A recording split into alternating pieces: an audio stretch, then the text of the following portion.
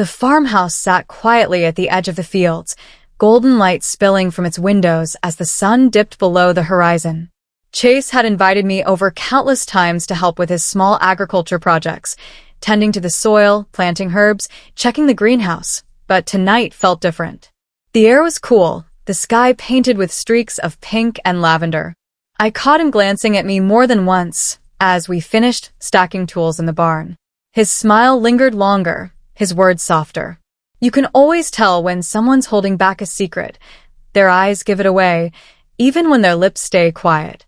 We sat on the porch steps with glasses of cold lemonade, the silence between us stretching into something meaningful. Crickets chirped, and a warm breeze carried the scent of fresh earth. "You know," Chase said finally, his deep voice breaking the quiet, "I never liked farming alone. Having you here makes it different." His words landed heavier than he realized. I turned to him, and for a second, I thought he'd say more. Instead, he just smiled, shy and guarded.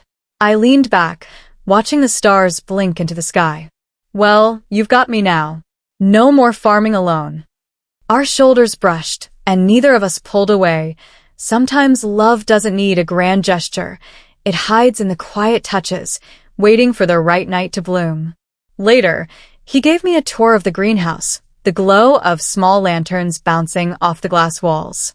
Plants lined every shelf, vines curling toward us like they were reaching for warmth. Chase stopped in front of a row of wildflowers, brushing his fingers gently over a petal. "Planted these the same day you first came here," he admitted. "I guess I wanted something that reminded me of you." My breath caught. "Of me?" He glanced at me quickly, then looked away. "Yeah. They're wild, stubborn, but beautiful." I didn't know whether to laugh or lean closer, but my heart was racing either way. His honesty hung in the air like the scent of the flowers, sweet, undeniable, impossible to ignore. When someone finally lets slip what they've been holding back, you have two choices: pretend not to hear it, or listen with your whole heart. We stepped outside, the night air cooler now.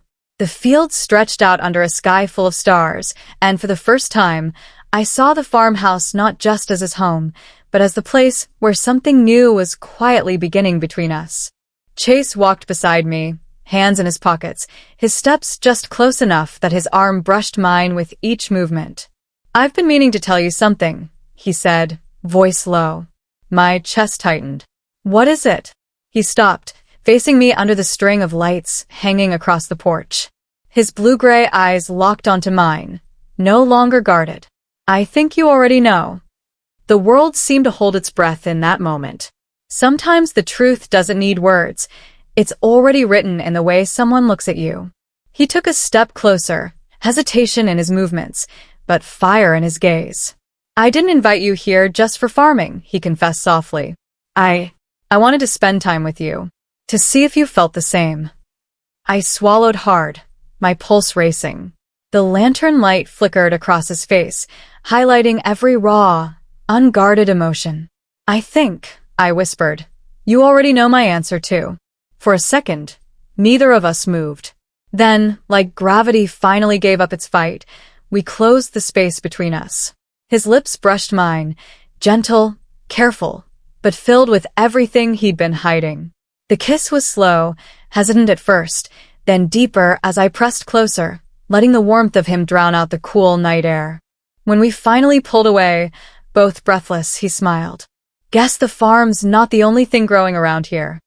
And just like that, the secret Chase had been hiding wasn't a secret anymore.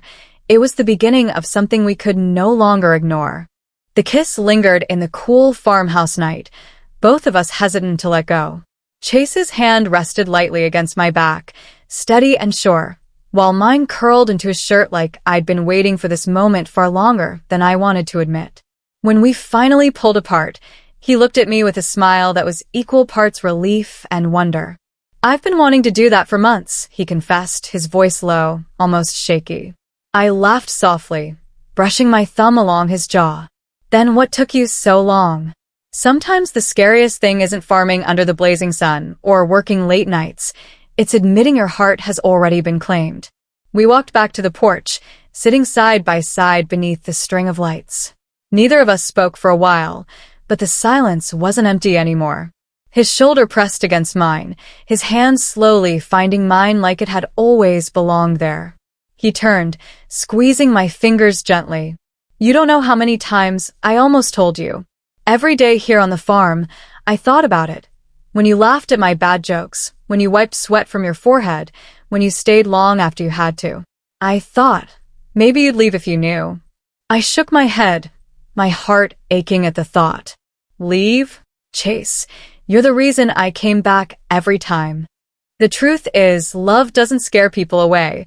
It gives them a reason to stay closer than ever before. Later, we moved inside the farmhouse. The kitchen was dimly lit, the air warm with the scent of coffee he'd brewed earlier.